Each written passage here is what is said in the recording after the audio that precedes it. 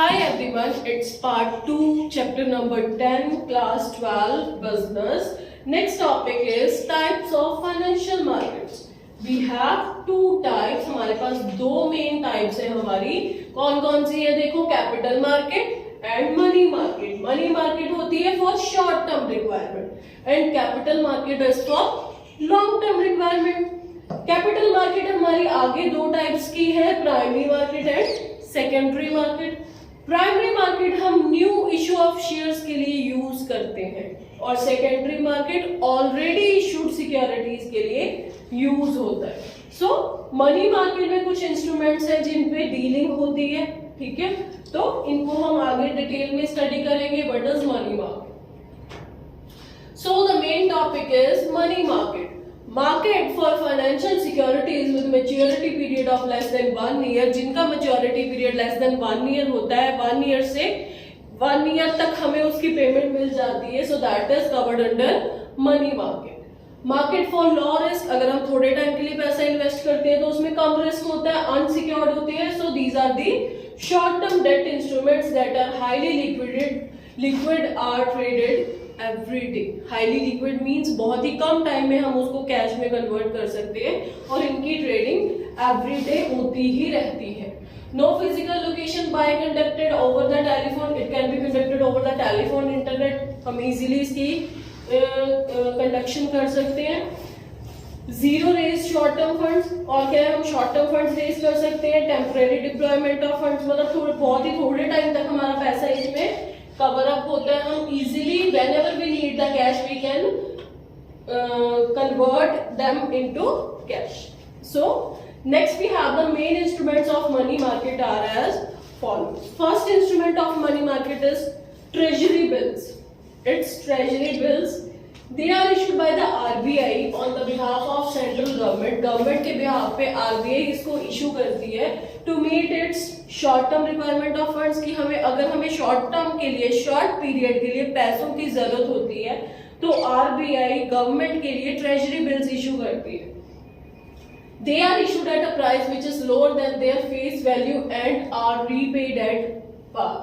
इसको इसकी face value, जैसे आपने शेयर्स की फेस वैल्यू पढ़ी है कि शेयर्स की फेस वैल्यू क्या होती है 10, 100, तो उसको इसकी फेस वैल्यू से कम पे इशू किया जाता है और जब रीपेमेंट होती है तो उसको पार पे रीपे किया जाता है पूरी वैल्यू पे. They are available for a minimum amount of rupees. इनकी मिनिमम अमाउंट क्या है देखो, 25,000 रुपीज के लिए आप इशू कर सकते हैं इसको and in multiple thereof, और आगे भी. They are also known as, इसको another name क्या है इसका, zero coupon bonds. They are negotiable instruments. They are freely transferable. We can easily transfer it or we can easily convert them into cash. These instruments are very, very important. Second instrument is commercial paper. It is a short-term unsecured promissory note issued by a large credit-worthy companies. जो large credit-worthy, जिन पे हमें विश्वास होता है ना, वो companies इसको use करती हैं for raising short-term funds and lower rates of interest than market rates. They are the negotiable instruments transferable by endorsement. हम endorsement करके भी इसको transfer कर सकते हैं. And delivery with a fixed maturity period of 15 days to 1 year. और इसकी जो डिलीवरी होती है, कितना टाइम पीरियड है इसका, कितनी ड्यूरेशन है, 15 days to 1 year. Next third instrument we have call money. Call money क्या है? It is also a short term finance repayable on demand with a maturity period of 1 day to 15 days. इसका time period क्या है देखो, 1 day to 15 days. Use for interbank transaction. एक दूसरे bank, interbank मतलब एक बैंक दूसरे बैंक के साथ जो ट्रांजेक्शन करता है उसमें इस इंस्ट्रूमेंट को यूज किया जाता है. Call money is a method by which bank borrow from each other to be able to maintain the CRR. आपने इकोनॉमिक्स में पढ़ा है that banks have to maintain the CRR according to the RBI norms. So अगर किसी bank के पास पैसा कम पड़ जाता है for a short period of time, then they are using the instrument call money for raising the funds to cover up to maintain the CRR ratio. The interest rate paid on call money loans is known as the call rate. जो हम call money पे rate of interest पे करते हैं उसको क्या बोला जाता है, call rate. Next we have the certificate of deposit. Okay, it is also an unsecured instruments issued in bearer form by commercial banks issue करते हैं उसको, financial institutions issue करते हैं.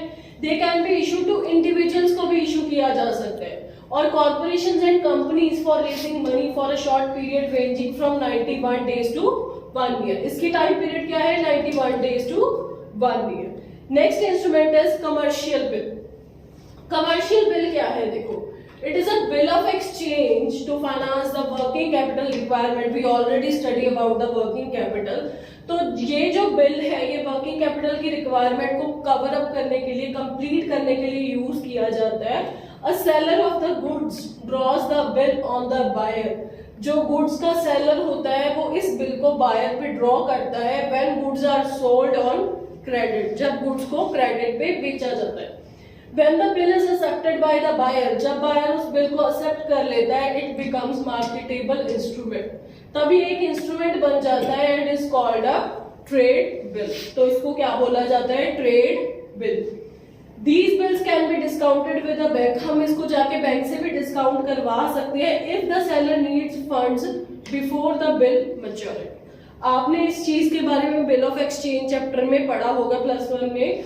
इसमें क्या होता है कि अगर सेलर को उस टाइम पीरियड से पहले, जो डेट बिल पे लिखी हुई है उस टाइम पीरियड से पहले अगर पर्सन को पैसे की रिक्वायरमेंट होती है तो वह बैंक के पास जाके उस बिल को दिखा के उसके बदले में पैसे ले सकता है बाय चार्जिंग सम चार्जेस, नॉमिनल चार्जेस, कि कुछ चार्जेस है जो बैंक अपने डिडक्ट करता है और उस चार्जेस को डिडक्ट करने के बाद बैंक वो पेमेंट पे कर देता है सेलर.